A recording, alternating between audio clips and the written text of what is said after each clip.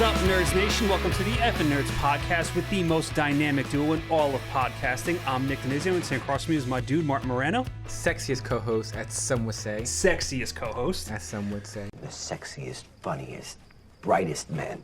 This is episode 26 as we break down some of the big movie news that has dropped over the last couple weeks. But before we get started, if you're watching on YouTube, please subscribe and give this video a thumbs up. And if you're listening on Spotify, Apple Podcasts, or anywhere else, please check back each week as we try to upload new content for you guys to listen to. So, Martin, how we doing, man? Good. How you doing, bro? Not too bad. I'm hanging in there. Lost again there? in fantasy. Le who?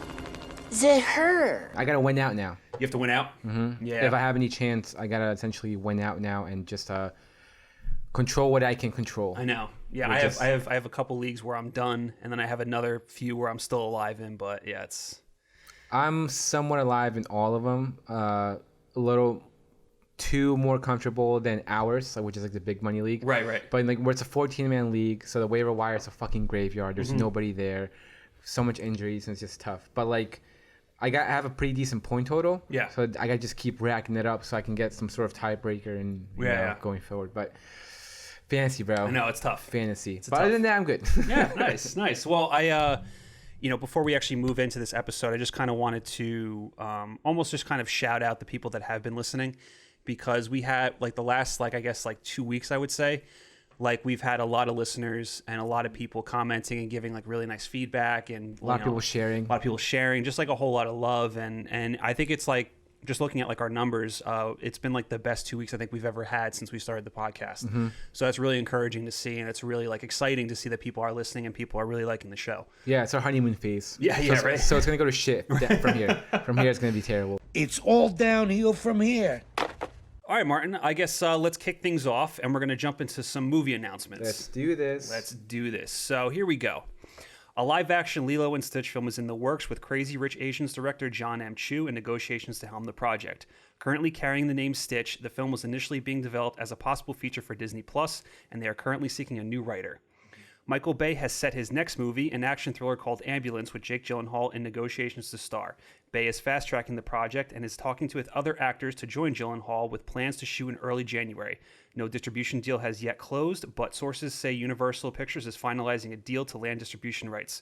The premise is being kept under wraps, but insiders say the film is in the vein of the great action thrillers of the 90s like Speed and Bay's own Bad Boys. The script has been highly coveted for years, but never able to lock down a director before Bay got his hands on it and instantly fell in love with the project. Moving on now to Lionsgate, who has acquired a horror spec script titled Video Nasty with Seth Rogen attached to produce. The film is written by Chris Thomas Delvin and centers on three teens who rent a cursed VHS and are pulled into an 80s slasher movie that threatens to trap them forever. Jonathan Levine, who helmed the comedy drama 50-50 that co-starred Rogen, is being lined up to potentially direct. So moving on now to Gerard Butler, who confirmed that the next film in the lucrative Has Fallen franchise is gearing up to go. So Night Has Fallen will see Butler return as Mike Bannon, a former Army Ranger who worked as an agent for the Secret Service. Robert Camden will script, along with Rick Roman Way, who's returning to direct, who directed Angel Has Fallen. And then this was crazy. All three, Olympus Has Fallen, London Has Fallen, and Angel Has Fallen, have taken more than $520 million at the global box office. Bro, they make money. I didn't think it was that successful, to be honest. Why do you think they keep making them? I know, I guess. I thought because they're cheap to make, but yeah, they definitely has their audience. And lastly, Paramount Pictures is keeping its A Quiet Place franchise rolling, as the studio has set Jeff Nichols to write and direct a third film. Based upon an original idea by John Krasinski, the studio has set a 2022 release date. Krasinski co-wrote and directed the original and its sequel, which was pushed from its original March 20th release date all the way to April 23rd, 2021 due to the coronavirus. Coronavirus! A Quiet Place, released in 2018, became a global blockbuster, grossing around $340 million against a $17 million budget, and set the mark for the biggest opening weekend ever for an original horror film when it bowed at over $50 million. So out of all these movie announcements that we got, the ones that kind of stand out to me, the Michael Bay movie I think is pretty cool. Hopefully, with Jake Gyllenhaal on board, we don't have another Six Underground situation, and it is more, like, I like how it says it's more in the vein of action thrillers of the 90s. Mm-hmm. So hopefully we get a vintage 90s, Michael Bay movie. Right. That's kind of what I'm hoping for. And then I do like the premise for this Video Nasty Seth Rogen horror movie. Mm-hmm. I like the idea of them renting a VHS and then they're pulled into an 80s slasher movie. Right. So that's a pretty cool premise. But the big one for me is A Quiet Place, which I think we're gonna probably both talk about. So, what do you have to say about these announcements? Well, just kind of quickly run down it. John M. Chu, essentially, he directed Crazy Rich Asians. So in a way, he's kind of like a popular director right now because a lot of people, like, that film was like universally beloved. So I think it was a kind of like a smart choice on Disney's end to get this director. I do love Lilo and Stitch. However, I'm not too crazy about a remake. However, I also think that a lot of these classic animated films are kind of heading that way. Yeah. So it's only a matter of time before all of the movies that we love eventually are going to be remade. Michael Bay, like you said, I do like this whole notion of going back to this old school 90s gritty action film. Something that we mentioned in our The Rock discussion, shameless plug, go check it out, was kind of how I wanted someone to give him like $5 million. Yeah. Be like, here's $5 million, go crazy. Let me see what you can do on a small budget. Kind of focus him to do a little bit more kind of like a, because the Rock, even though it's like a kind of crazy action movie, it does in a way have like a pretty somewhat good story. It does. It's a good storyline. It's with good characters. It's good characters. It's a cohesive movie. Like, it's not like all messy with editing. And exactly. all that kind of shit. Like you said, very character driven. So kind of, I'm hoping that he kind of focuses back on that. Like, give him some money, give him creative freedom, and then hopefully, like, his creative mojo juices can flow and give us something in the vein of like earlier his career, because like we said, in the past decade he hasn't been doing good movies. And the only thing too that I like is that at least it's under like Universal. Like, I'm really not on board with anything that's being done at Netflix when it comes to action movies, so I like that it's under a more studio that maybe will not give him so much freedom. Right. And like we were saying before, also Jake Gyllenhaal for the most part picks good projects. Yes. So I'm excited to this kind of pairing of Jake Gyllenhaal involved has me a little bit more intrigued, and hopefully it'll be a lot better than 600 Ground, because like we said, that was probably like the worst movie I've seen in a really long time. It was bad. Seth Rogen, like you said, I believe Evan Goldberg's also producing, right? Oh, cool. I didn't read that, but if he is, that's awesome. Yeah. I would assume he is, because they do everything together. Those two are fucking busy. They're producing a whole bunch of shit. This movie sounds like a lot of fun, and kind of reminds me a little bit, because he has a familiarity with David Gordon Green. Right. And if you remember, David Gordon Green directed Stronger, and then it's almost like he's getting these kind of like drama, like heavy drama directors to kind of change pace and go into horror, because then David Gordon Green went into Halloween after doing Stronger, and now we have this 50-50 director going into kind of like horror comedy.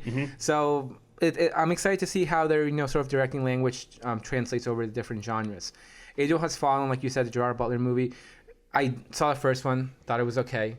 Did not really care for the sequels. Yeah. Don't plan on ever seeing the sequels. But they make money. But they make money. They have their audience. So, Gerard Butler just keeps working. Yeah, the dude, if you look at his IMDb, the guy works. So, I mean, good for you, bro. Go ahead and do your thing. Well, I was to say, what's crazy too is apparently over like the whole coronavirus thing, Angel Has Fallen. I think they put it on Netflix, and it was like the #1 like movie for like the longest time, like on Netflix. Really? Yeah, like so many people were watching it. So I guess that's also why this fourth movie is now in the works. I mean, go for it. If it works and you're making money and people are like, and the audience is there. Right. That's why they got so many fucking Resident Evil movies. Exactly. There was a particular audience that went to see his movies and they made money. And as far as Quiet Place 3, this is interesting because I really do like Jeff Nichols. I love Midnight Special. Yeah. It's one of my favorite movies of the decade. Take Shelter is a little bit of a stranger film. It's still really good though, man. It's okay. I really like Take Shelter, especially the ending. Well, it's very ambiguous. Yeah. Yeah. I mean, well, actually, not necessarily, because we see the reflection of the tornadoes. Yes. Oh, spoiler alert. I guess the storm does happen, but I guess like in regards to like almost like a character study in what's going on inside Michael Shannon's mind and his sort of train of thought. In that kind of regards, it is a good kind of character study of a film, but look, I guess they already have something in mind. Moving forward, it's a little weird that they're already now seeing this third movie when the second one even hasn't come out. Yeah. I know there is excitement for the second one. I'm excited. I'm sure a lot of people are as well, because the first one was really received very well. So if they do have sort of plans to continue the story and kind of possibly world build, right, then go for it. Jeff Nichols has proven on both Midnight Special and Take Shelter that he can do good movies on a small budget. Right. And I don't think Quiet Place had a big budget to begin with. $17 million. Okay, that's actually a little bigger than I thought. That's what she said? I was thinking like in the $1 million range. Oh yeah, no, I mean, but still though, I think, especially when you have Krasinski and Emily Blunt involved, 17 million is relatively cheap. True. And I would assume for the sequel, maybe the budget's a little bit higher, but I can't even. I feel like it has to be. Maybe it's in the 20 range, but I can't imagine them going so far over the top. Well, if that's the case, then it's probably a bigger budget than I thought for Jeff Nichols. So yeah, so then in that case, let's see what he can do with a slightly bigger budget. Right. That would be a little interesting. And yeah, that's kind of my take on these movie announcements. Yeah, well, the thing that I would say with the A Quiet Place 3 is I do think that it's not going to be a direct sequel to 2. Like, I don't think Emily Blunt's going to be involved. I think we're just going to get a completely new story just set in this universe, which is what I kind of hope. I kind of hope that Jeff Nichols has like the creative freedom just to create a brand new story, but set in this like apocalyptic like time. And the same thing what you said with him getting like a little bit of a bigger budget. I feel like that this is still in his wheelhouse because A Quiet Place, the first one, is very character driven. The monsters and everything is kind of secondary. It's just how there's like this outside world's affecting these people. So that's still kind of in his wheelhouse of kind of characters first, story, story, not story second, but like, the characters are the most important thing to him as opposed to everything else. Right. Which is what I'm all for. And also too, I think A Quiet Place 2, from everything that I've been hearing, it sounds like it's fantastic. So hopefully we too get to see it when it comes out in April. And yeah, and once he gets his hands on it, Jeff Nichols, I'm all for this, man. I really like this choice to give him the reins to this franchise and to see what he can do with it. Cool. Down. All right, let's jump over to some casting news. So we're going to run this down real quick. So Sylvester Stallone has joined the cast of Suicide Squad 2, which is pretty, that was a nice surprise to get.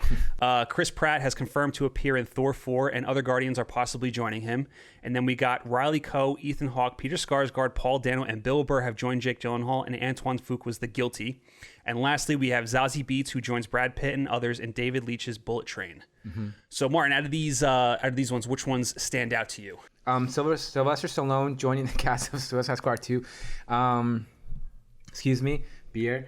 This is kind of classic James Gunn, pretty much working with people he's familiar with. Yep. He's been doing this for a long time, and he's continuing here because, as many people know, Sylvester Stallone was in Guardians of the Galaxy Volume 2. Right. And this feels like something Sylvester Stallone belongs in. Yeah. This, in a way, is like the comic book version of The Expendables. Kinda, yeah.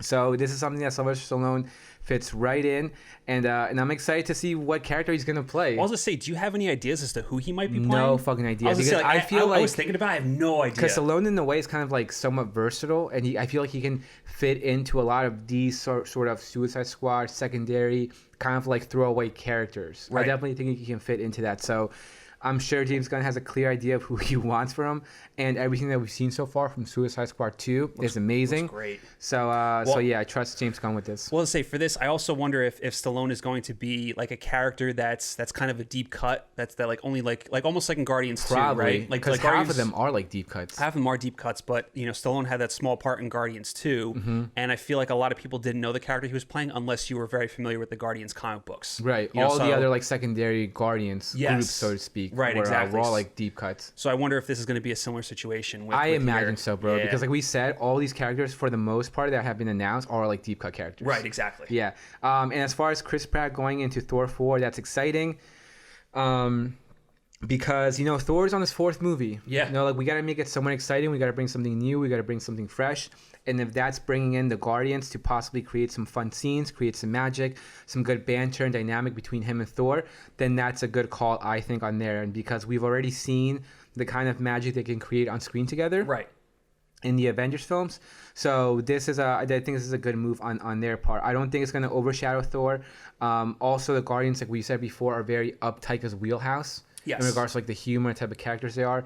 And we haven't got confirmation if like the other Guardians are joining him, but if you remember way back when Vin Diesel did say something on an interview that the Guardians are going to be in Thor 4. Right. And Vin Diesel loves just dropping secrets whenever he can. He does, yeah. And he was spotted in Australia, right? Which made people go crazy. So I don't know why the fuck you need Vin Diesel on set. You probably don't. He literally just says 3 words in a different tone. Yeah. But hey, he's Vin Diesel. Right, he just wants to just chill on set. Yeah. Exactly. So yeah, that's we kind of anticipated this, and I think it's a good move. Yeah, and Thor 4 is really shit. I mean, obviously most MCU movies going forward now are going to be these big event films, but Thor 4 really has our interest peaked because of just the cast.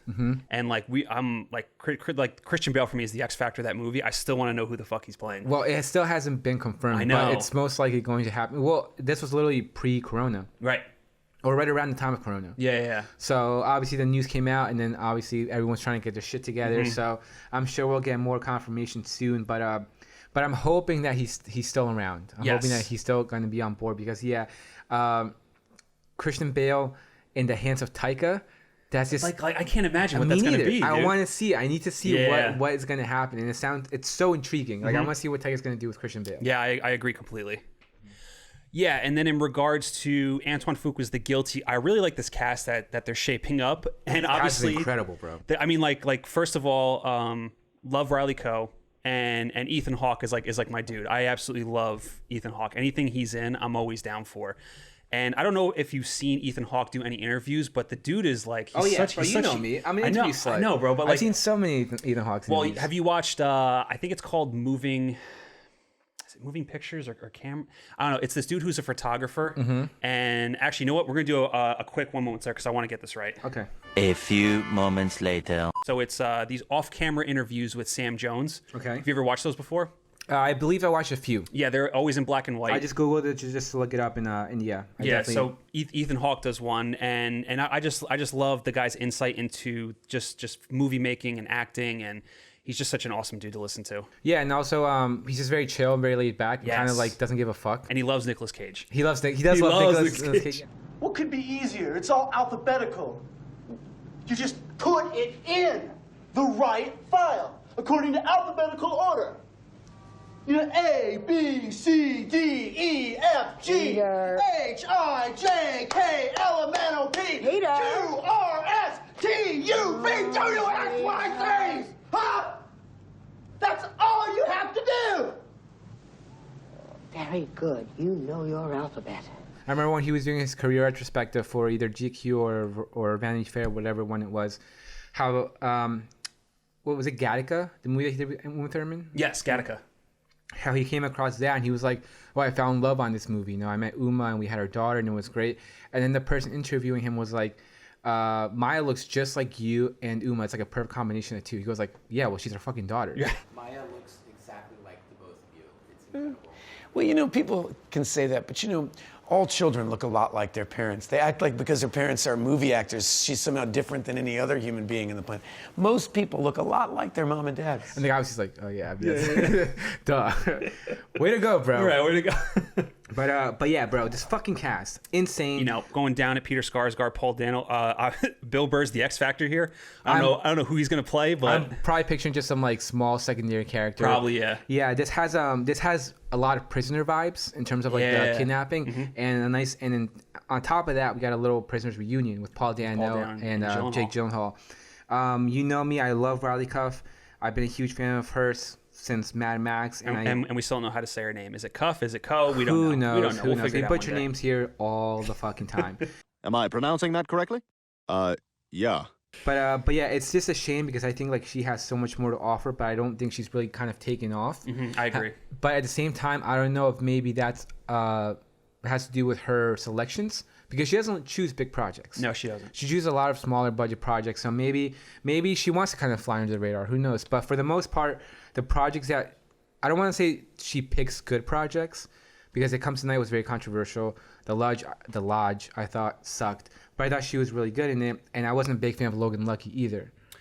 Right. Well, she was good in Devil All the Time. But the movie itself wasn't really. Yeah. So that's what I'm saying. Yeah. Even though I liked it more than you did, I do understand why people have issues with it. So that's what I'm saying. I don't necessarily think she picks great projects, but I think she's great in the projects that she picks. Right. Even though they're kind of like smaller budget. So and the just reading like the cast line, it sounds like that how they have it like lined up is in terms of like how big parts are going to be in this film.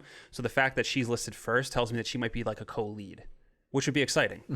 And yeah, and we spoke about this already before. The premise for the people who don't know or who didn't listen to the other episode was essentially some like 911 caller, which is going to be played by Jake Gyllenhaal, gets a call about a possible kidnapping, and the story kind of goes from there. Right. It's going to be some kind of like thriller shit. But yeah, this is kind of like a A+ indie cast in a way. These are all like these are all actors who excel in these smaller budget, story-driven, character-focused films, which are my personal kind of like some of my favorites. So yeah, this is a great cast, and we said before, Antoine Fuqua is a bit of a hit or miss, but with this cast on board, I kind of have a lot of expectations for this now. Yeah, I would agree too. And then lastly, we have David Leitch's Bullet Train, which the premise of this is, I really like this premise. It's like basically assassins stuck on a train, and they just, I'm guessing, sorry. Coronavirus! And I'm guessing they just kind of just have it out. Wasn't there a movie recently that just had something like that? Oh, Hotel Artemis. Yes, Hotel Artemis. Which I did not like. Yeah. It was not good. Although, Sofia Boutella in the movie, so fucking sexy. Always. As nice or niece. Like it's pronounced, it's spelled nice, but it's pronounced niece. Nice. It's pronounced niece. I was talking about your ass. So sexy. But we get a nice Deadpool 2 reunion with David Leitch, who directed, and then Brad Pitt and Zazie Beetz teaming back up again, which people sometimes forget that Brad Pitt was in Deadpool 2. Bro, you couldn't see him though. Yeah, you couldn't see him. Vanisher! Maybe the wind can't blow what it can't see. Really? But yeah, David Leitch obviously is an action director. We know the sort of physicality that Zazie Beetz can bring to her roles because of Domino from Deadpool, like you said. And Brad Pitt, put him in anything, the dude's gonna fucking be a stud. Definitely. So yeah, this is interesting. I like this kind of reunion between Zazie Beetz, Brad Pitt, and David Leitch, and looking forward to seeing some context. I want to see costumes and like stills and stuff like that. Yeah, I definitely want to get a vibe of what this movie's going for. I hope it's kind of like a fun, hard R type of movie. Right, because when you think of, for example, just throwing it out there, when you think of Free Fire, that's like set in like modern. It's kind of set in modern day, but they have like weird clothes. Right, it's almost close from like the 70s. Right, yeah. So kind of like that's almost something that I got here of these people like kind of like hot hands stuck in a place. Even though Free Fire was not good, I'm just talking about all the movies that I don't like today. I know, right? But yeah, I kind of want to see. I want to see some sort of context for this film. Yeah, I definitely agree, and I kind of can't wait for first trailer because like for the most part, I think David Leitch is a good director. But with Hobbs and Shaw, I was a little disappointed with Hobbs and Shaw, because even though like it's still fun and in the vein of like those Fast and Furious movies, I do kind of wish it wasn't as crazy and over the top as we got. I wanted it to be a little bit more grounded, kind of more in the vein of like a Lethal Weapon type of deal. Obviously, it's not what you get with the Fast and Furious franchise, and maybe it was stupid of me to expect something like that. But I was should have been. That's what I mean. I thought it should have been. But unfortunately, we know that the people involved in that movie are the ones who call the shots. I know, and unfortunately. Even if it's someone like David Leitch who does have some sort of repertoire by now, the smart choice, the obvious choice would have been to let him do his thing. Yes. And then you have your star power. Yeah. But let the director do his thing. Right. Well, clearly, I know. They didn't go that way. They didn't go that way. That's what we got. Well, how do you feel about David Leitch as a director? I love David Leitch as a director. Okay. I'm a big fan of Atomic Blonde. I love the John Wick stuff. Deadpool 2, I like Deadpool 2. Yeah. I do. But what I don't really, that's another situation when Ryan Reynolds was essentially calling the shots. Right. Because obviously with the first director. Tim Miller. Tim Miller, yes. Right. And Deadpool 2, you got a lot of recycled jokes from the first one. Yeah. So that shit pissed me off. I'm like, why aren't you bringing anything new to this? Yeah, Why are you just giving me the same shit? So that's when he has like kind of, when you think of Atomic Blonde and John Wick, obviously, when he kind of, I know it's like almost like a 50-50 split because he does have somewhat of a small resume. Right. It's kind of when he graduates like the bigger budget stuff is when you kind of lose his voice a little bit. Right, which makes sense. Yeah. Because you don't want to lose money. Exactly. Like we're putting money into this, so we have to make sure it sells. So let's give people, what sells already, and that's kind of the unfortunate situation in Hollywood sometimes. But I think when he does kind of have creative control of his films and he really executes his visions, that's I think when it really works. Yeah, and he's a great action director. You know me, I love stunts. I did all my own stunts. So yeah, I like David Leitch. I really do, and I'm excited to. This to me feels like it's going to be more of that grounded, sort of low budget vibe. Right. The fact that they're keeping it in one location and the fact that it's on a train. Always like I do love that it's on a train, because for whatever reason, movies that are just completely stuck on a train usually are good. I don't know why. I don't know why it always works out like that. Like most recently, Train to Busan Awesome fucking movie. Bro, nonstop. Nonstop. Nonstop's not terrible. Wait, no, it's not nonstop. Nonstop's on the plane. The commuter is the one that's on the train. Yes, correct. I think it's just that notion of like what I talk about a lot of times in like horror films or thrillers is like when you have an enclosed sort of situation that creates genuine I guess situations or genuine emotions, whether it's paranoia, fear, anxiety, and then you add being trapped in this when it's moving really fast. I think it adds like an extra level to it. So you're already tense because you're fucking trapped, but at the same time you're moving 1,000,000 miles per hour. Right. There's no way you can get off. Exactly. So you're fucked. Yes. You're fucked. And if done right, that kind of properly translates over to like the audience. Right. You know. So yeah, it is a fun premise and rooting for him big time. Oh yeah, absolutely. Mm-hmm. All right, now we're going to move over to one of our favorite categories, the miscellaneous news. Bunch of different shit. So we got a confirmation on the release date for WandaVision, and it's coming January 15th to Disney+.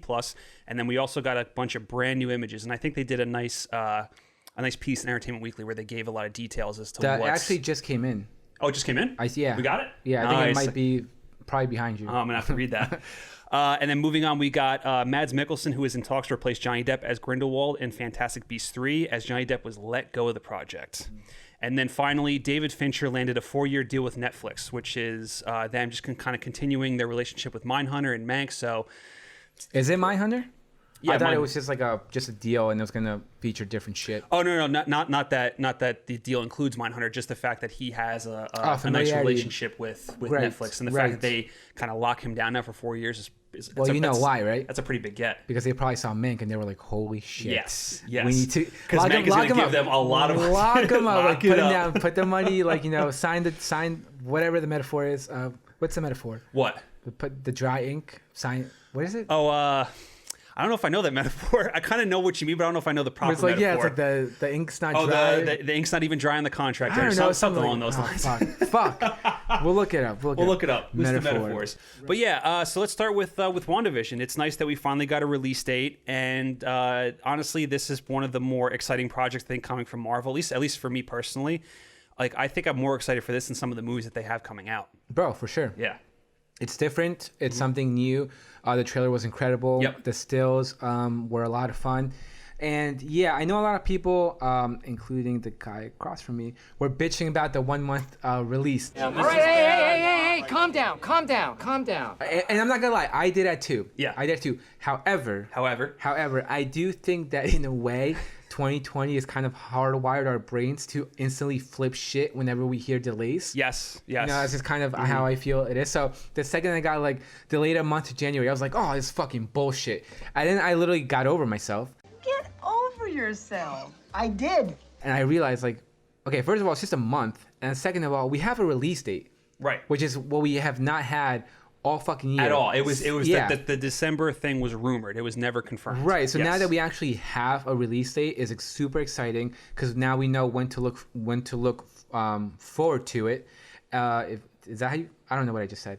But now we know when to look forward to it. Yeah. Now we know when to look forward to it. That's right? Yeah, that's right. Okay. English is not my first language. I can't seem to hear you. I must have bad reception. Are you speaking English? No. And the stills were cool. Yes. I like doubling down on this kind of like weird I Love Lucy, old school Pleasantville vibes.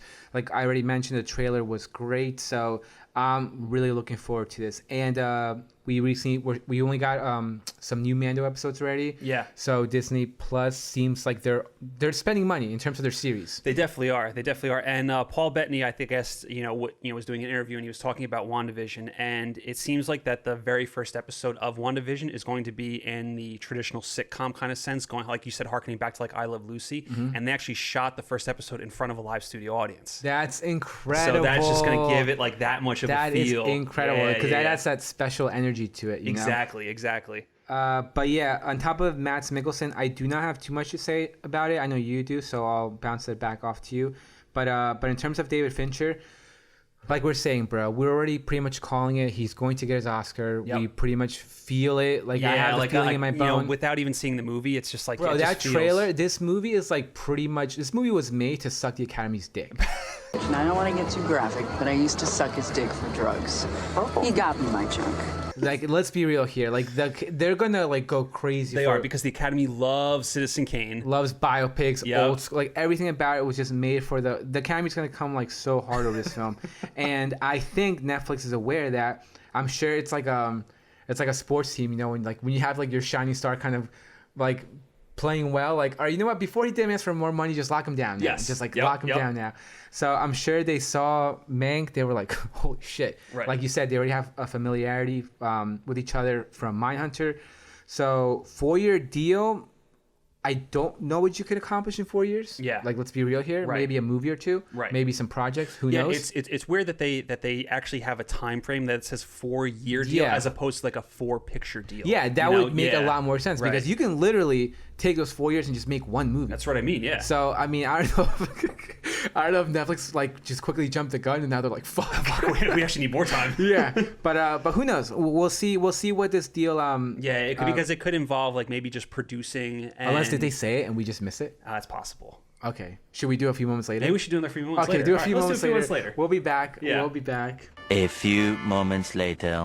All right, yeah, so looking it up, it doesn't really go into what this 4-year deal includes, like where are the details of it. But, you know, in reading about it, you know, we realized how much of a relationship Fincher has with Netflix. Obviously, House of Cards was, you know, successful in large part to him, directing some of the episodes and being executive producer. And then, like we said, Mindhunter. And then he was also executive producer on Love, Death, and Robots, which is something that you really love. Yeah, which we just talked about Tim Miller. Yeah. That was his baby. He created that. And yeah, if you have not seen episode 4 that Witness on Love, Death, and Robots, go check it out. That was the one that you made me watch, and it was fantastic. It is, the animation there is fucking incredible. Very Spider-Verse-ish, but I'd definitely go check that out. So yeah, I guess we don't really know exactly what the 4-year deal includes, but we can imagine that, like we just said, that they pretty much were like, dude, we've worked with this guy for so long. He's giving us an incredible movie, which we assume is going to be an incredible movie. Right. Lock him down. Just lock him down. You better lock it up. You better lock it up. No, you lock it up. You lock it up. Lock it up. And then going back to the whole Fantastic Beasts 3 thing, you know, not that I want to get like too crazy in depth, because there's kind of like a lot of there's a lot of baggage with this. So first of all, Fantastic Beasts 3 has such an insane hill to climb, because coming off of The Crimes of Grindelwald wasn't that well received, and a lot of Harry Potter fans have jumped off the Fantastic Beasts bandwagon. Couple on top with that, the fact that J.K. Rowling does not know when to keep her mouth shut. Yeah, she and just keeps digging herself a bigger hole. She doubles down on which shit. is weird. You I know, just don't get it. That whole thing with the trans community and her comments on that, like, has put so many people off. So you have, you know, the baggage of that, and then obviously Johnny Depp is in this insane court battle with his ex Amber Heard, which not that I care to go into the details of it and who's right and who's wrong. What I've read about it basically seems like they're the equivalent of oil and water. They just do not mix. Right. They just do not mix, and they seem like they're both equally share the blame in what's gone on in their, you know, personal life. But obviously Johnny Depp, like, I guess Warner Brothers asked him to step down. What's really interesting about this is Johnny Depp shot for one day on Fantastic Beasts 3, and then they asked him to, you know, leave. Damn, really? So he shot for a day, and because he shot for that day, he now gets paid his full salary.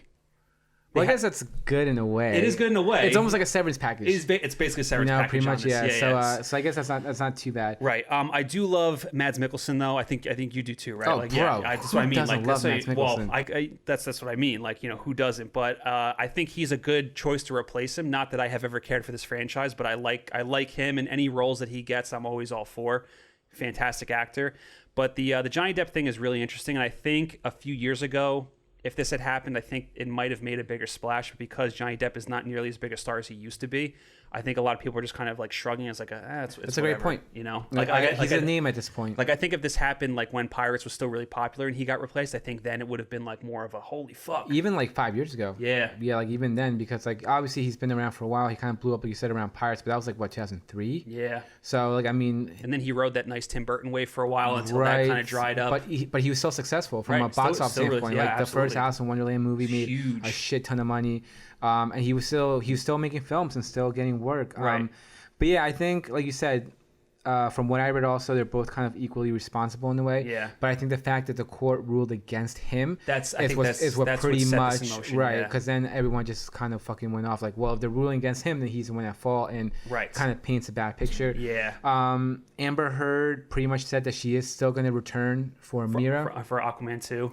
So who knows? Dude, we'll see. The legion of Johnny Depp fans are going nuts right now. Yeah, I mean, we'll see, bro. Because just as much Johnny Depp, that legion is just as equal to like Amber Heard's Oh, absolutely. legion. She has her own legion as well. Yeah, and not just that, but you have like all like the feminists and all the people, all like the pro social workers, whatever. Yeah. Domestic abuse and all that. Yeah, exactly. So so it is kind of a messy situation.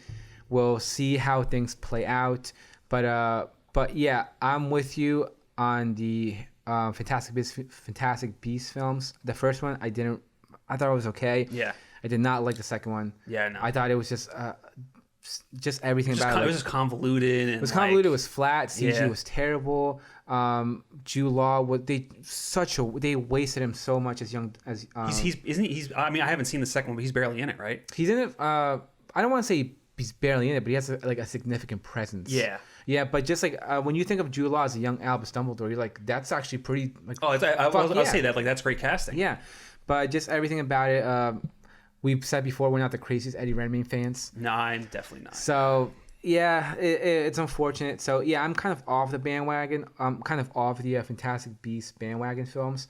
But I also don't think this movie's gonna be successful like at all. Like when it finally comes out, the first one made a lot of money, right? The first one was decent, not Harry Potter numbers, but it did pretty good for a spinoff. And then Grindelwald was a disappointment, and just everything that's gone on with, the public eye with this movie, I feel like they're expensive.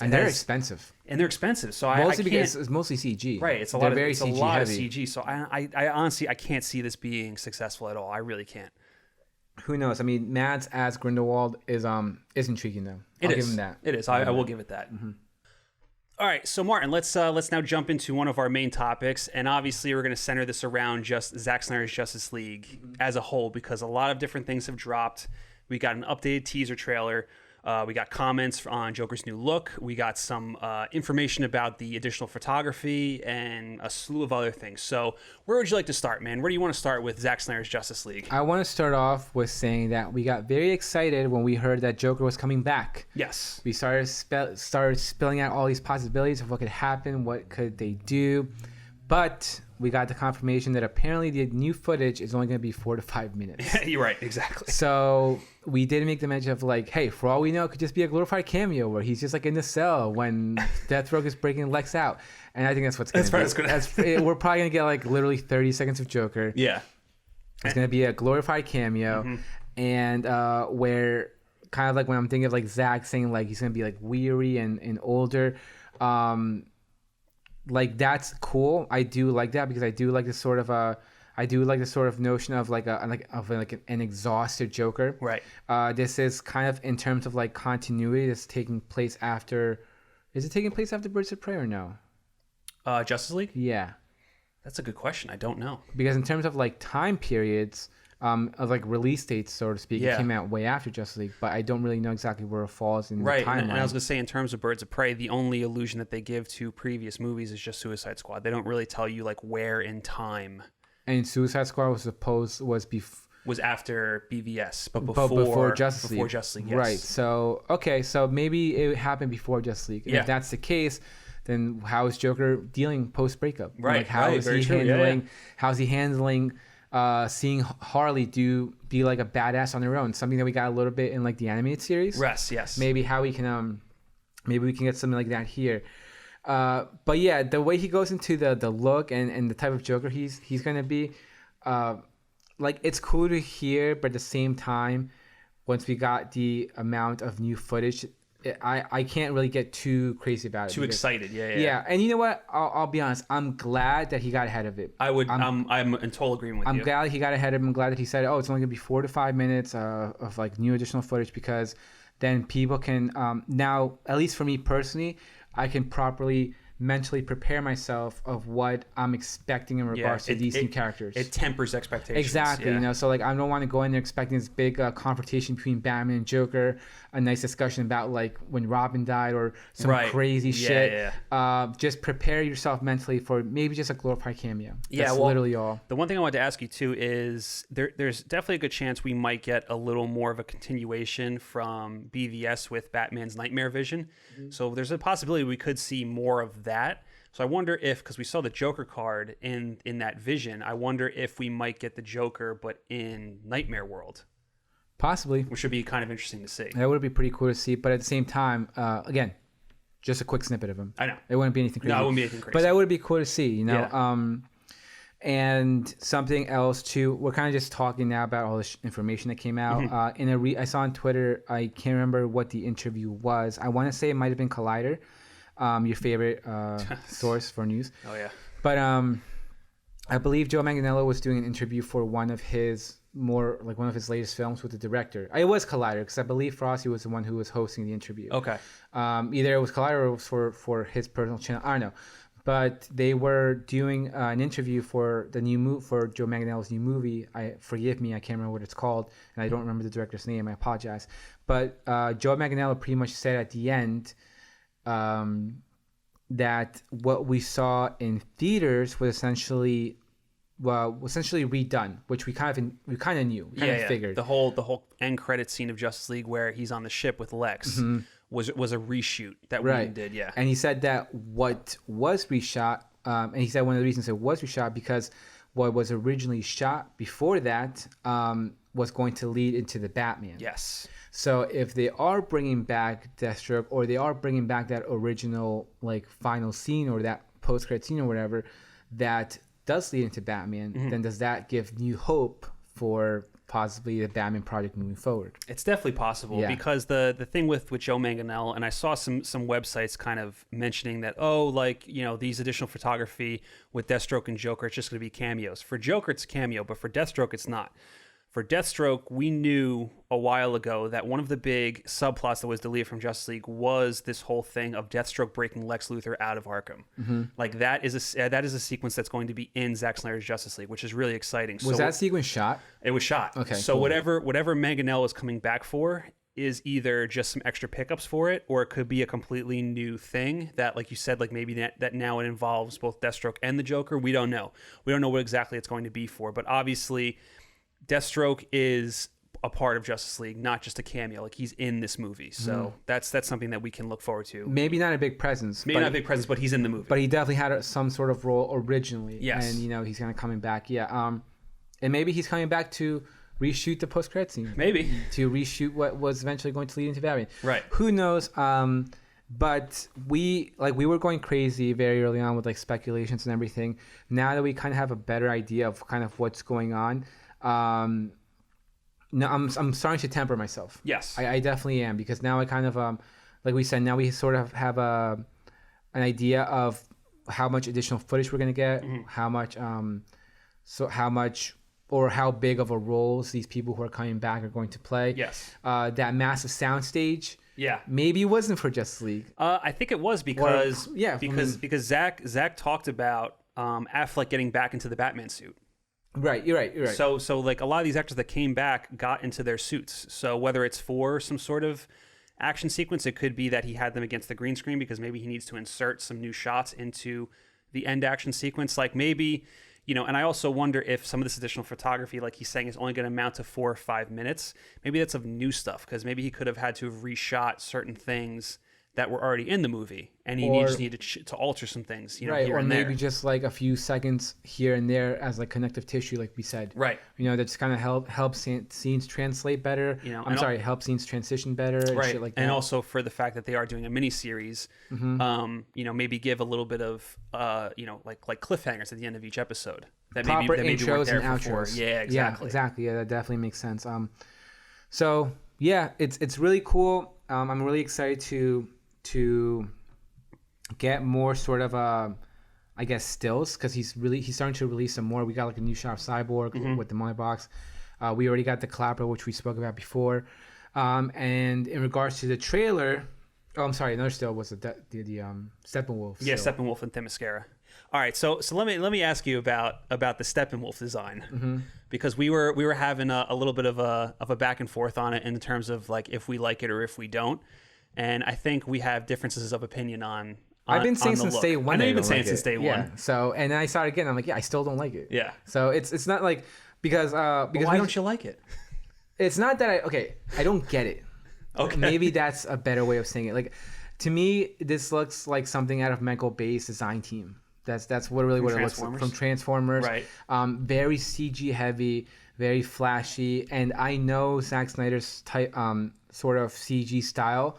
It's going to be oddly saturated. I really know it. The compositing is going to be a little bit weird. Like I already know I don't want to say I already know, but I kind of have an idea of how it's going to look in context. Yeah, that's just my thing. I don't know why they went so over the top with like these like very flashy spikes and everything. That's his vision. That's what he wanted to do. Fine. It is very much in line with the kind of tendrils that we've seen. He very much looks like he's like the Zack Snyder. I guess you could say it's Zack Snyder's Apocalypse. Yeah. He very much looks like he's in line with that. Yeah. The mother box technology it's not as like crazy or detail or rigid. It's a little bit smoother. Yeah. But again, it's kind of more in line with what Cyborg's Transformer looking kind of thing, which we also got a new still from. Speaking of Mother Box and Cyborg. Like, I'm going to be completely honest. I really like how Cyborg is looking in Snyder's vision. I know, like, you might still have some things about the design, but I think the CG looks a hell of a lot better than what it did in the Justice version. Okay. I'm not going to argue with you because I don't really have an argument because nothing's really stood out, you know, in terms of, like, making it look better. But I do think that regardless of what you think of the Steppenwolf design, Steppenwolf design, Cyborg design, what we've seen in regards to any sort of organic material, whether it's Mother Box or the tendrils from Apocalypse, it all kind of fits. It all kind of has like a similarity to it. Yes. So it's like you said, it's kind of more in line with Zack Snyder's Apocalypse. It has a continuity to it. Right. The one still that we saw of Cyborg with the Mother Box, it was just a still, you know. Yeah. So it's cool. It's like a cool picture, but again, it's just nothing really that to me like kind of stands out. Well, the thing that makes me say this, because I was looking at some side by sides of that, and you compare it to some of the CG that's in the 2017 version, and it could just be how the shot is colored, you know, because like when you're doing CG, I think the coloring of the shot has a lot to do with how it's going to look, you know, in motion and everything. And just from the side by side stills, I think it looks fantastic. Well, I think that's what a lot of the issues that what Cyborg looks fantastic. Yeah, in the still. Right, because I think that was one of the biggest issues with the 2017 cut is that you had stuff shot a certain way and then to look a certain way. They recolored it. Yeah, and they recolored it, and it looks it looks a little weird. Then you're kind of like oversaturating it, and it looks strange.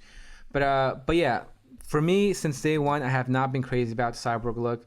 It looks like Shockwave. You know, okay. I haven't been crazy about the Steppenwolf look either. You know, that's just my personal opinion. And yeah, to quote Buddy Kev, it still looks kind of shitty, in my opinion. You know, but I am excited and happy for Zack to see his vision through. Right. You know. Yeah. Right. So of this teaser that we got a couple of new shots. It's for the most part the same exact teaser trailer, and I guess they figured out the whole copyright issue with the song. But I really do like some of the new shots that we got. Obviously, we kept seeing this, and we got this from the trailer from the 2017 version of Batfleck, and he's looking at this hologram of Superman. We get a little bit more context of it. Obviously, this hologram seems to be coming from Cyborg, and we get a really awesome shot of the hologram Superman kind of like shooting up into the air. And then I just think it's a really cool shot to see. And then I think one of the big ones that really stood out of these editions is Cyborg watching these kids outside play football. The SpongeBob. The SpongeBob, which to me is hysterical. There's so many people online put Cyborg looking at the window, and then what he's looking at is SpongeBob and Patrick running around like that shot with Squidward watching them. It was fucking hysterical to see that. But this further confirms the notion that Cyborg is the heart of the movie. A lot of the emotion I think is going to come from his side of it. Obviously, trying to deal with, you know, who he is now as a person, and you know, the limitations he has now, and he can't go back to his normal life. And obviously football is a massive part of Victor Stone's background. So seeing that, it kind of breaks your heart seeing that, and him watching those kids play football. Mm-hmm. Yeah, I mean, like you said, we didn't really get much. Mm-hmm. I wasn't too crazy about the trailer. I'm like, this is the same shit. Yeah, it's the same thing. Same thing, same music. Dude, fucking look, man. I need them to stop with the foreplay and just give us something of substance. I need either a full trailer or I need to drop a scene. I need something. Well, that's the thing. Now we're probably not gonna get anything for a little bit. I know. That's what I'm saying. I think and this is normal. This is normal. I think as fans, it's okay to kind of jump the gun and speculate and get excited. But I'm starting to have a more idea of what's happening, of what's going on, or what we're going to get. What is happening, Martin? Tell me. No, it's that notion that like it's just Zack's vision. It's just Zack's movie. It's not going to be too different. Right. It's going to be pretty much too different in terms of what? In terms of like story. In terms of like pretty much that in terms of story. Well, I was gonna say I think what we got in the 2017 version was this somewhat of the skeleton of Snyder's story that he told in Justice League. What we're going to get in Snyder's version, obviously, is nothing that we saw in terms of visuals and situations, and some scenes are going to be the same sort of setup, but it's going to be completely different in terms of the context that's in those scenes. Right, but there's also new elements like with Victor's dad and things like that. Yes, so a lot of backstory. Right, so when you think about like the situations with Victor's dad and things like that, then that kind of creates. Then how does Victor seeing his dad die? How does that affect him moving forward from that point? Right. Something that we clearly didn't get at all, because he lives throughout the whole thing. Exactly. So it's going to be a new thing in regards to just Zack's story. However, I did think that his story was going to be kind of fine-tuned and tweaked in here or there. Yeah. But I don't think it is. I think for the most part, it's going to be what he wanted to tell. Right. And I don't think it's going to be. I think if we had this sort of weird alternative reality power where we saw the 2017 version and then we saw this, I don't think there will be too much similarities. That's how oh no, I mean, like I'm still of the notion that and this is why it kind of boggles my mind that anybody that says otherwise, that what we're getting with Snyder's version is a completely different movie. Maybe some of the story points are the same. I'm not talking about Joss's version.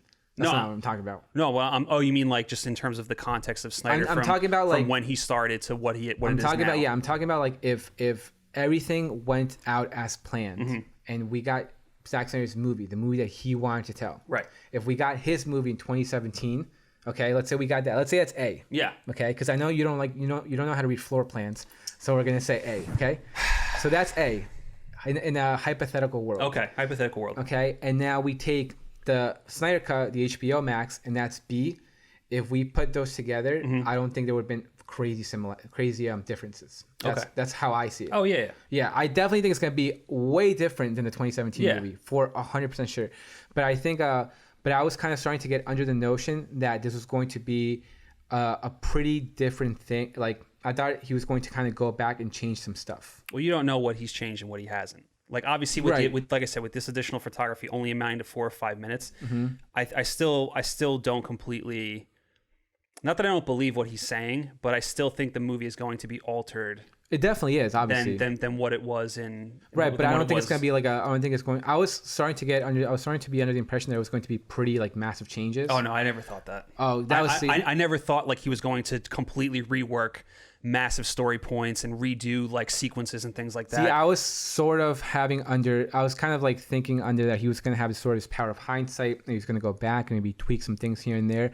I do think it's definitely going to be different. Yeah. I think no matter what. He could still be under limitations, like obviously they're giving him some sort of creative freedom, but they're not giving him the freedom to go back and redo the movie. True. No, it's very true. Like it's like we said, at this point, I'm just seeing these extra few minutes here as just connective tissue and maybe just help scenes flow better, help scenes transition better. Right. I still think though that we have to keep this in mind that like regardless, like either A and B, no matter what, it wouldn't have been the same. Yeah. Just from like the Superman suit alone, right? It wouldn't have been the same. Right. It would have been something completely different. So yeah, this to me just kind of like reassure everything that kind of has come out in the past like 2 or 3 weeks has kind of just reassured me like this is just Zack, kind of seeing his vision through and adding just a little bit more flavor. Right. That's kind of how I see it now. How you're seeing it, yeah. Yeah, not a lot of flavor, just some a little Salt Bay dab, a little Salt Bay dab. You know, not a whole like course meal. I also haven't completely like watched it yet, but Zack Snyder did a kind of Q&A breakdown of the teaser on Vero, and he dropped a lot of details, and one of them is that there's like from everything that we've seen so far from his cut, that there's still a good because I think in the 2017 version there was something like there's some sort of percentage of what's in there that was shot by Zack that's still in that movie, and I think it was like they said something around like 30%, like 30% maybe. So I think he said that there's still like 3 hours of stuff that we haven't seen yet. And that includes like this new trailer that has dropped. So the fact that there's just all this stuff that we still have no idea like what else is going to be in this. And he also kind of teased that there's more to come between Batman and Superman, and that there is somewhat of a larger story there than we've seen before. So that kind of excites me too, because one of the things that I'm hoping from this Zack Snyder movie is that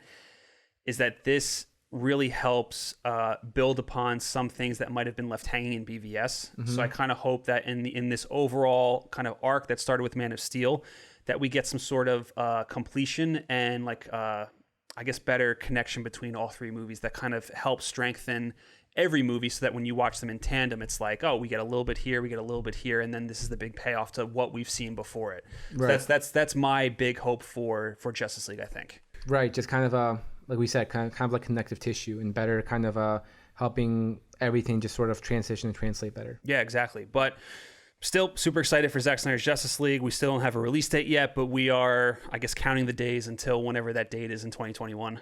I'm still hoping for early summer. I do too. Still hoping early summer, I'm fucking pissed because now we're not gonna get like a new trailer anytime soon. And we just got the same shit. I know. I was really hoping they would have given us like more. Because like today. a trailer now would have been great. Yeah. It would have been in time. Yes. Like it would have been appropriate, so to speak. Right. Get a trailer now and then drop another one like in like 4 or 5 months. Right. And then that will lead up like into the big release date. Yeah. Like maybe like 3 months from then. Right. You know? Right. But you don't always get what we want. I know. All right. Let's move into this last thing, and since like we really didn't have too many things that we wanted to talk about in terms of like a main story. So we figured we'd do a little bit of a discussion and kind of talk about what our favorite movies have been this year. And obviously, there's still a lot of stuff that we haven't seen. I think December's a really packed month with a lot of movies coming out, kind of trying to get in for Oscar season. And at the end of the year, we will do a full episode on some of our favorite movies of 2020, including performances and different things like that. So we will do a full-blown episode discussion on it, which I am excited to definitely talk about. But for now, we'll just kind of discuss what our favorite film has been this year so far. So Martin, if you want to kick it off, out of what we've seen, what kind of has stood out to you? Backdoor Babysitters 4. Nice. Yeah, and fun fact, you don't have to watch 1, 2, or 3 to understand what's going on in the fourth one. Those are the best kinds of movies, man. Yep, it's a banging good time, if I do say so myself. But no, my favorite movie was the Russian Alien. Sputnik? Yes. Sputnik was my favorite movie of the year. Up to that point, I think my favorite film of the year was The Vast of Night. Okay. Which, when we first saw it, quickly jumped into like my top 5. This is Vast of Night I'm talking about. Yeah. Quickly jumped into my top 5. I saw it a couple times after we watched it, and I liked it more and more since. And that was kind of lingering at like the top spot for a while. And then we saw Sputnik. I really loved Sputnik. I loved everything about it. I loved the creature design. I loved the color palette. It's kind of cold gray color palette that we're both suckers for. Yep. I love the score. I love the actors. I love the kind of lost in translation feel of just how Russian mannerisms. Yes. Of how they address each other by their full names, or how they say cosmonaut. Mother Russia. We don't know if that's what it's like in Russia. Right. I really do not know. But like, it's kind of terrifying. Yes, it is. The way they talk to each other. Like, everyone's fucking like not scared. Everyone's all like uptight. Yeah, and everyone's like fearless. Just like, it's such a great film. I really loved it. Obviously not perfect. No. Definitely has its flaws, yeah. Has its flaws for sure. But that's probably my favorite film of the year so far. And then behind that, I would probably put Vast of Night. I'll probably put The Wolves in the Hollow. And those, I guess, in a way, are kind of like my top 3 for now. Yeah, definitely. I mean, for me personally, Sputnik is definitely up there. I think in terms of like the VOD type movies that we've had to watch at home, obviously since theaters have been closed, I think my favorite has been The Wolf of Snow Hollow. Nice. I really just enjoyed everything about that movie, and the more that I think about it, the more scenes that I watch from it, the more I just kind of fall in love with it. I think it's a really great showcase for Jim Cummings as like a brand new talent between his writing, his directing, and his acting.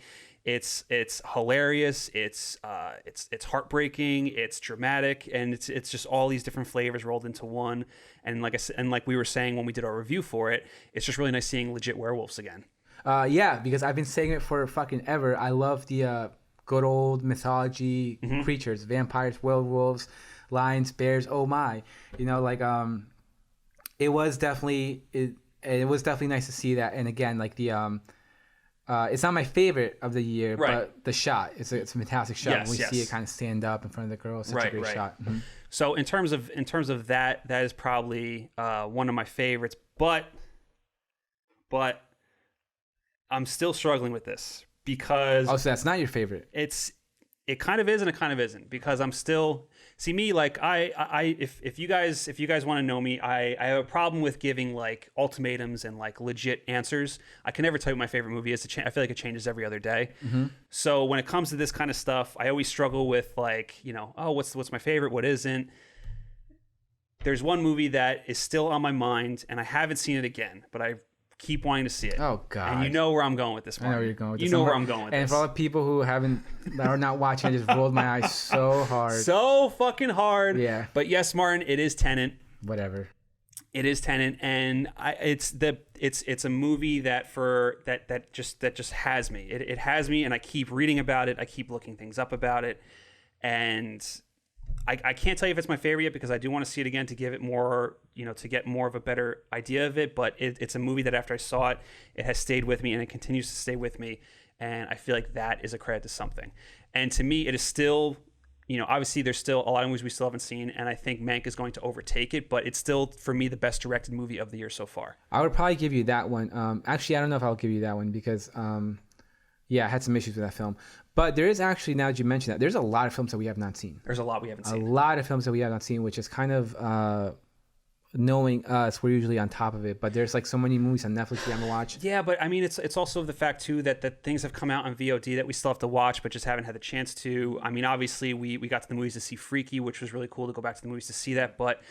Like there's still just I think the sample size is still not as big this year. I think there's still a lot of stuff that even though that we could watch on VOD, but I feel like it's stuff that it's not going to make a splash when it comes to. Well, that's the things. thing. No, but even though like there's stuff like but I'm saying like for example like Relic, which I've been wanting to watch forever. We haven't watched. We haven't watched Possessor. Right. We haven't watched the new Charlie Kaufman movie. Yeah. You still haven't watched Mulan, which I don't think you really care to watch Mulan. But still like there's still just shit there that we just kind of haven't gotten to. So, yeah, we're kind of, I guess, I'll be honest, we are kind of going off a small sample size in regards to films we've seen. But, yeah, and if you don't want to see your favorite, that's fine. Yeah. I'm kind of with you. I don't know, because, like, I was thinking between Vast of Night and Sputnik, but I guess in my favorite films of the year, like definitely Vast Night, like they're up there. Yeah, Wolf of Snow Hollow is like definitely up there. Yeah. I mean, like for me, some of the movies that we did see in theaters early on before coronavirus hit, I really did enjoy Bad Boys for Life. I thought the movie was going to be absolute trash, and then we watched it and I thought it was a really pleasant surprise. It's a really fun action movie. Yeah, I really liked it too. I do obviously. We were talking about it a little bit. The Gentleman. I know you said that you're not too crazy about it, but I liked it. But you liked it. Yeah. Me rewatching it again, I liked it a lot more after seeing it a second time. The Way Back, haven't had the chance to watch it for a third time. We saw it twice in theaters, but that still has one of my favorite performances of the year in Ben Affleck. And then Onward, which is still a fantastic fantastic movie. Invisible Man, which has really great stuff in it. So see, all these movies were firing off with like 2 months. It was in 2 months, dude. Yeah, like we saw all that stuff. We love movies. We love going, but just the situations that we've been in has just kind of like, in a way, it just kind of kills the energy a little bit. Right, it does. But then again, when you think about it, we did see a lot of stuff. Like King of Staten Island, Greyhound, Palm Springs, which is one of my favorite movies of the year. I think you enjoyed it as well. It's definitely up there. At the time, it was in my top 5, but I think other shit has come out since then. Yes. Like I would probably put Freaky over Palm Springs. Okay. Yeah, because I actually did. I did have a lot of issues with it, but it's kind of a similar thing with like the Wolf of Snow Hollow, where the type of film that it is, like a type of satire, it almost cheats and it gives like it allows itself to kind of get away with certain shit. Yes. You know, but at the same time, I thought it was, but I had a blast with it. Yeah, it's a lot of fun. And still, my favorite line of the year: #vegetarian. Fucking killed me. Fucking killed me. All right, dude. I'm actually gonna throw a fastball at you. Sure. What is your worst movie of the year? My worst movie of the year? Yeah. What's the worst movie you've seen? Did we see so Six far? Underground this year? Was that this year? We did, but technically that would have come out last year. Last year. Yeah. Oh, I know. The Old Guard. Oh yeah. Yeah. Yep. The That'd Old probably Guard. be mine too. I hated that movie. Yeah. Let's just say it's either between Old Guard or Project Power. Project Power's up there too. Yeah. Actually, no, I wouldn't put Extraction up there because Extraction had its moments. Yeah. But Extraction, it's like it's just very cliche. It's average. Yeah, it's very cliche, very movie, generic. Yeah. But yeah, definitely Old Guard for sure. Yeah, I would have to agree. Unfortunately, that was actually since Six Underground. Actually, I don't even think in Six Underground I had this feeling, but we got to a point, like I said, when they get to that cave. Yeah. Where I was done. Yeah. I was like, I want this movie to be over already. I feel like even at Six Underground, I had that same feeling though. Like that was why, like when I was watching it. 100% for me. I'll be honest. I did not like it, but I never got to the point where I'm like, are we done? Turn this off. Yeah, like, are we done? I just kept going like, this is bad. Yeah. This is bad. Just kept recycling in my mind. I'm like, this is bad. Yep. Yeah. But I never got to that point. But I got to that point in the Old Guard, and I got there fucking hard. Right. Like the second, I'm just like, turn this shit. Like I'm done. Yeah. Like, I'm so done with this fucking movie. Yeah. But you know the thing that I will say is even though we haven't seen every single movie, I feel like there's only a handful that we've seen where we're like, yeah, no, that movie sucked. And I think it's mainly come from Netflix, unfortunately. Well, yeah. I mean, they're all about style over substance. Yeah. That's unfortunately what it is. We don't think Mank's going to be that way. No, I'm with you. not. I definitely think Mank is probably going to be in my top for sure. Because right now I have like pretty much all like horror comedies, you know. Yeah, that's what it feels like, right? Yeah, it's just pretty much like Wolf of Snow Hollow, Sputnik, Bass of Night. What's like another good one that we? Would you put Onward up there? Onward, I would probably put Onward in my top 10. Yeah, I would definitely put Onward up there. I would definitely put The Way Back there. I would definitely put Invisible Man up there. What else that we've seen? Palm Springs I would put up there as well. Yeah. Freaky, like I said. So yeah, it's kind of like an idea of like my top 10. Yeah. Mm-hmm. So yeah, I mean, obviously we've seen a lot of the same shit, so I would also probably actually echo that. Is the New Mutants worse than Old Guard? Oh. Because that movie fucking sucked. That movie did suck. I actually completely forgot about the New Mutants. So right. I don't know what that says because like the Old Guard I remember for being bad. New Mutants I completely forgot about. So I don't know if I don't know what's worse. Is it worse to be remembered for being bad or is it worse to not be remembered at all? That's a good point. That's a really great point. I have some serious guacamole burps. Yeah, that's irrelevant. But actually, you know what? It might be New Mutants. Maybe. Yeah. I think so. I think so too. I keep thinking New Mutants is definitely the worst movie we saw in theaters for sure. For sure. Okay, here's one. It's never easy to have like a dance scene in movies. Yeah. You know? Yes. The New Mutants, there was a moment in New Mutants where like, oh, like let's party, let's have fun, let's be silly. And they start dancing. I almost walked out. I literally almost walked out. It was just so poorly done and it was so like staged. But the reason I bring that up was because I had a quick thought in my mind when that scene came up. I was like, oh god, I was like, shut it down. Yeah, shut it down. Like, shut it down. Like turn it off. Shut it down. But yeah, those two movies where I had that thought. Yeah. Sick thoughts. So I'm actually I'll give it to New Mutants. Okay. I will give it to New Mutants. New Mutants gets that crown. All right. It gets the crown of the worst movie of the year just because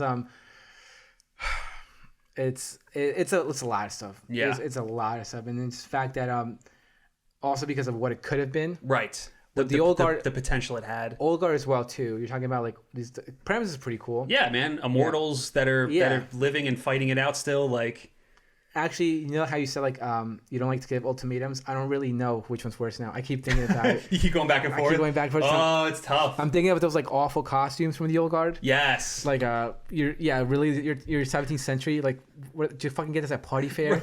You look like you're on a football field. Right. Like you literally look you're on a football field in a party fair costume. Like I don't buy it. Like shut it down. Right. So yeah, I'll give them just the low spot. Will just go back and forth between those two. Right. Would you also put Trial of Chicago 7 up there too?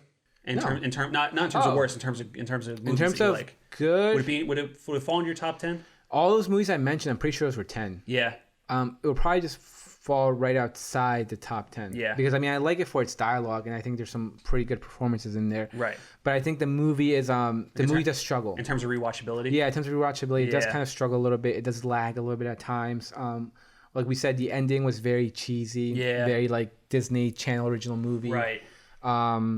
So I think it's a well done film. Yeah. I definitely think it's a well done film, but I don't know if I would put it in my top 10. Yeah. Okay. All right, Nerds Nation. So that does it for us. Thank you guys for watching. Thank you for listening. Remember to like this video and subscribe to our YouTube page. And remember, you can follow us on Twitter, Instagram, Spotify, Apple Podcasts, and anywhere else where you can see that big, beautiful FN logo. Martin, anything else you want to say to the nation? Nope. Thank you for listening. I actually really like the structure. Yeah. I like the structure a lot. So hopefully people enjoy this kind of a rundown that we did. Again, if you couldn't even tell, then that's totally fine. Yeah. But it matters. It matters to us. Yeah, it matters to us. Yes. Thank you for listening. Again, we were hoping for a 40-minute episode. That never happens. But thank you for listening. Thank you for tuning in, and thank you for all the support that we said in the beginning. Definitely, absolutely. All right, guys, we will catch you on the next one. Bye.